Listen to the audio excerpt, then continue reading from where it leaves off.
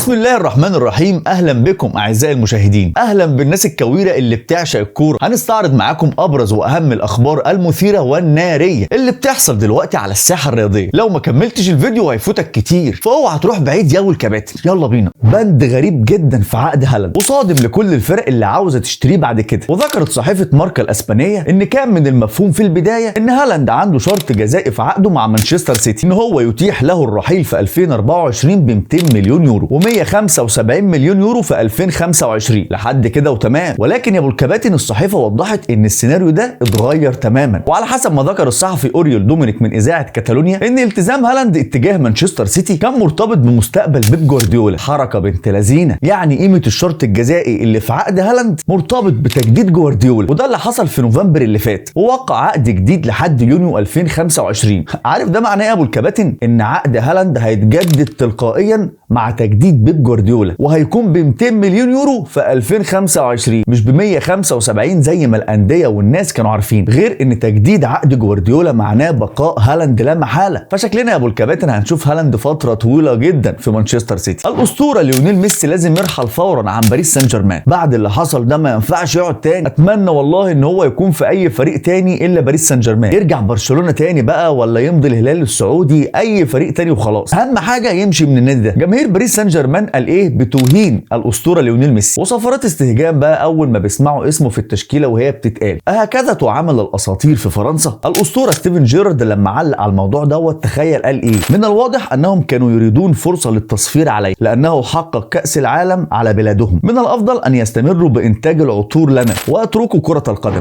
بص دي بقى قصف جبهه، لانهم لا يفهمون شيء في كره القدم. فهل انت مع بقاء ميسي في باريس سان جيرمان ولا يرجع لبرشلونه او يروح نادي تاني؟ هل جوزيه مورينيو ممكن يكون بديل انشيلوتي في ريال مدريد؟ كشفت تقارير صحفيه اسبانيه وبالاخص اذاعه كادينا قبل اسبانيه فان مورينيو قد يكون بديلا لانشيلوتي في تدريب الميرينجي في الفتره القادمه. مورينيو حاليا هو مدير فني لنادي روما الايطالي، وعقده هينتهي في صيف 2024. وكارلو انشيلوتي زي ما انتم كلكم عارفين نهايته قربت جدا مع الميرينجي، وده بسبب سوء النتائج اللي بيمر بيها الميرينجي دلوقتي. لكن وفقا لصحيفه ماركا الاسبانيه فان المدرب البرتغالي جوزيه مورينيو لم يكن من ضمن المرشحين لتدريب ريال مدريد. كنا عملنا فيديو قبل كده عن بدايل كارلو انشيلوتي، لازم تشوفوا الفيديو ده لان ما كانش فيهم جوزيه مورينيو. فهل ممكن نشوف مورينيو بيدرب ريال مدريد؟ خبر هيفرح كل جماهير ريال مدريد. ايه رايك لو قلت لك ان هاري كين ممكن يكون في ريال مدريد في الانتقالات الصيفيه اللي جايه؟ طبعا هاري كين من افضل المهاجمين اللي موجودين دلوقتي في العالم، فنادي ريال مدريد بيدرس امكانيه التعاقد مع هاري كين مهاجم توتنهام والمنتخب الانجليزي في الانتقالات الصيفيه القادمه. وقالت صحيفه موندو ديبورتيفو الكتالونيه نقلا عن وسائل اعلام بريطانيه ان نادي ريال مدريد ابدى رغبته في التعاقد مع هاري كين، خصوصا ان اللاعب اصلا عاوز يسيب توتنهام. ومن وجهه نظر انا فهو اختيار جيد جدا ان هو يروح ريال مدريد، لانه حتى الان هاري كين ما فازش بولا بطوله في حياته، فلما يروح ريال مدريد مش هياخد بطوله، ده هياخد بطولات. فايه رايك يا ابو الكباتن في الصفقه لو تمت؟ الاسطوره كريستيانو رونالدو في 2014 قال انا حزين جدا لخروج اوزيل من ريال مدريد، انه احد افضل اللاعبين الذين لعبت معهم على الاطلاق وكان يفهمني من نظره. اما الاسطوره ليونيل ميسي في مونديال 2014 برضه قال اوزيل هو نجم المانيا الاول بلا منازع، انه لاعب عظيم جدا وخلاق للفرص بشكل لا يصدق. اما الاسطوره بيليه فقال لك اوزيل فريد من نوعه، لا توجد نسخه اخرى منه ولا حتى نسخه سيئه، انه افضل رقم 10 في العالم. اما عن الاصلع بيب جوارديولا فقال انا معجب كثيرا باوزيل، انه لاعب من الطراز العالمي. اما عن ارسن فينجر فقال اذا كنت تحب مشاهده كره القدم فانت اكيد تحب مشاهده اوزيل. اما عن الالماني يورجن كلوب فقال اوزيل لاعب موهوب جدا، كنت اتمنى تواجده معي في ليفربول. اما عن الساحر رونالدينيو فقال اوزيل يلعب وكانه برازيلي، انه ساحر. اما الاسطوره هنري فقال كنت اتمنى اللعب مع اوزيل، بامكانه القيام باي شيء بالكره، يشعرك وكانه يلعب مع اطفاله في حديقه منزله، عازف الليل اعتزل كره القدم. وده ابرز ما قاله اساطير كره القدم عن مسعود اوزيل. وبس كده، شكرا ليكم جدا على المشاهده. اوعى تنسى اللايك والفولو والاشتراك علشان يوصلك كل الاخبار الجديده، واشوفكم الحلقه الجايه.